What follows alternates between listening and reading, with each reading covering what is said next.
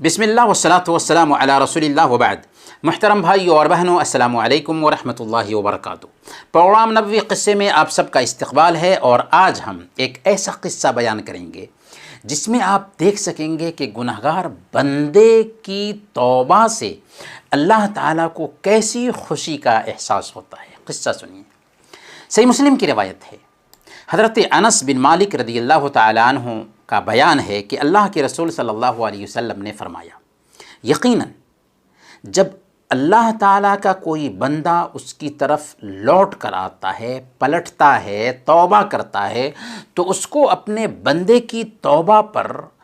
اس سے بھی زیادہ خوشی ہوتی ہے جتنی تم میں سے کسی کو اس وقت ہوتی ہے جب وہ بیابان اور جنگل میں اپنی سواری پر تھا اور سواری اس سے گم ہو جائے، حالانکہ اس کا کھانا اور پینا اسی پر تھا۔ وہ سواری سے نا امید ہو کر ایک درخت کے پاس آیا اور اس کے سایہ میں لیٹ گیا، اب اس ارادے سے کہ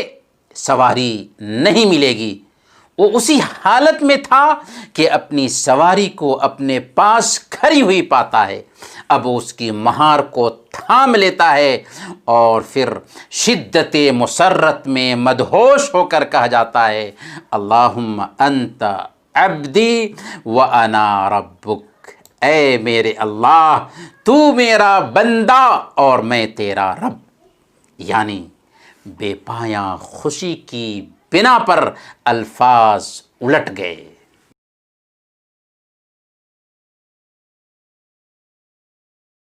محترم ناظرین، جب کوئی بندہ سچی توبہ کرتا ہے اور استقامت اختیار کرتا ہے تو اس بندے کی توبہ اور استقامت سے اللہ تعالیٰ کو جو خوشی ہوتی ہے، اللہ کے نبی صلی اللہ علیہ وسلم نے اس قصہ میں اس کی مثال بیان کی ہے، ایسے مسافر سے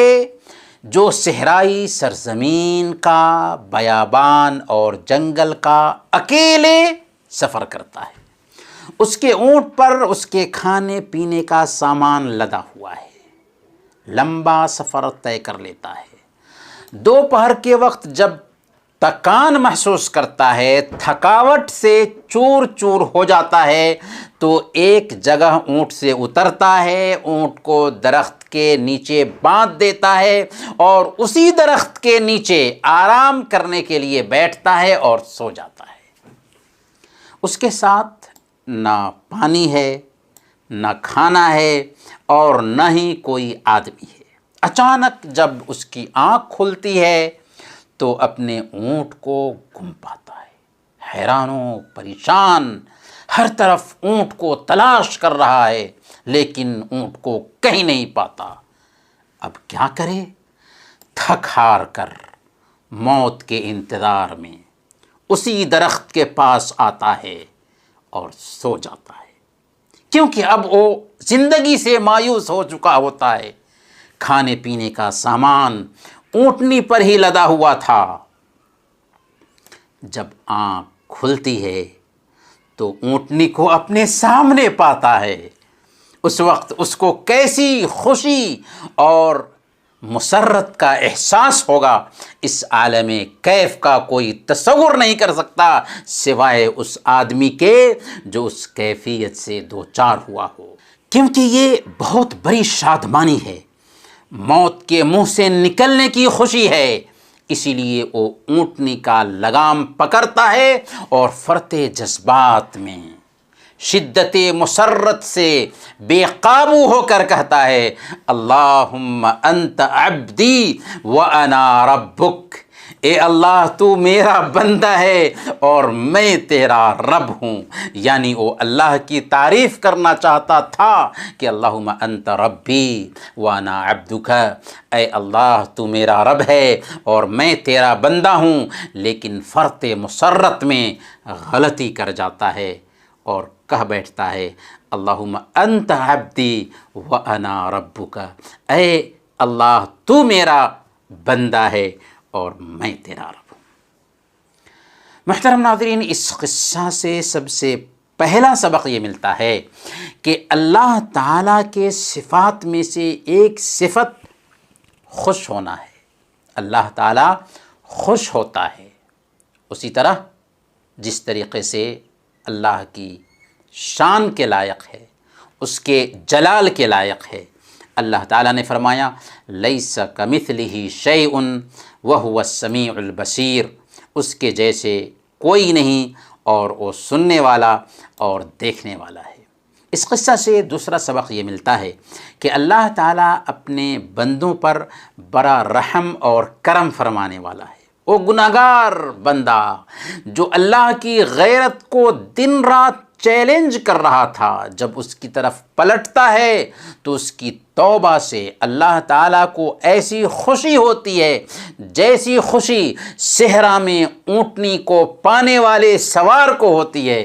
گویا اس قصہ میں گنہگار بندوں کو توبہ اور استغفار پر ابھارا گیا ہے،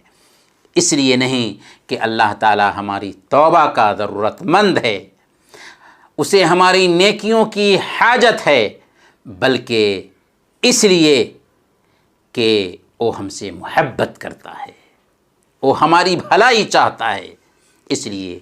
بندے کی توبہ سے اس کو عجیب طرح کی خوشی ہوتی ہے۔ بلکہ اس رب کا کرم دیکھیں کہ وہ دن اور رات میں 2 مرتبہ ہاتھ پھیلاتا ہے،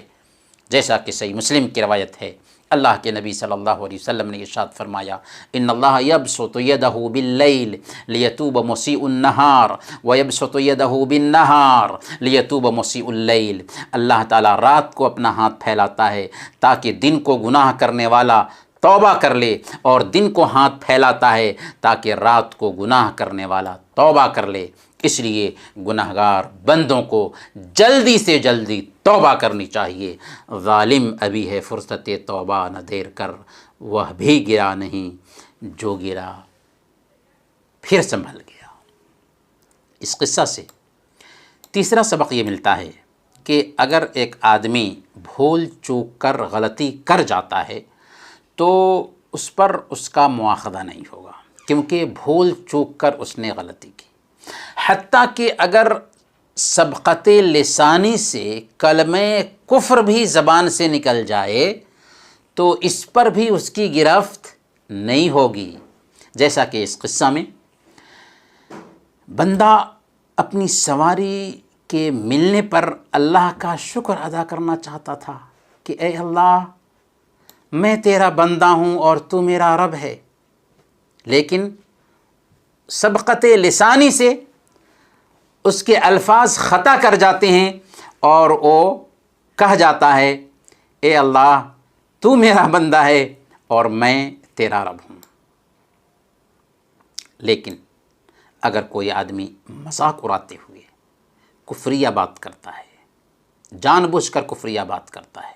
تو ایسا انسان اسلام سے خارج ہو جائے گا۔ اللہ تعالیٰ نے فرمایا سورہ التوبہ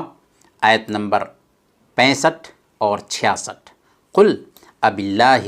وآیاتہ ورسولہ کنتم تستہزئون لا تعتذروا قد کفرتم بعد ایمانکم، کیا تمہاری ہنسی دل لگی اللہ اور اس کی آیتیں اور اس کے رسول ہی کے ساتھ رہ گئی تھی؟ تم عذر بیان نہ کرو، تم نے ایمان لانے کے بعد کفر کیا۔ اس قصہ سے چوتھا سبق یہ ملتا ہے کہ کسی مفہوم کو ذہن میں بیٹھانے کے لیے مثال بیان کرنا جائز ہے، جیسا کہ اس قصہ میں گنہگار بندے کی توبہ سے اللہ کی خوشی کو بیان کرنے کے لیے اللہ کے نبی صلی اللہ علیہ وسلم نے ایک مسافر کی خوشی کی مثال بیان فرمائی جسے صحرا اور بیابان میں کھوئے ہوئے اونٹ کو پا کر ہوتی ہے۔ محترم ناظرین، انہی چند کلمات کے ساتھ ہم آپ سے رخصت ہوتے ہیں، اگلے ایپیسوڈ میں انشاءاللہ پھر ملیں گے، تب تک کے لیے اجازت دیجیے۔ وصلی اللہ علی نبینا محمد وعلی آلہ وصحبہ اجمعین۔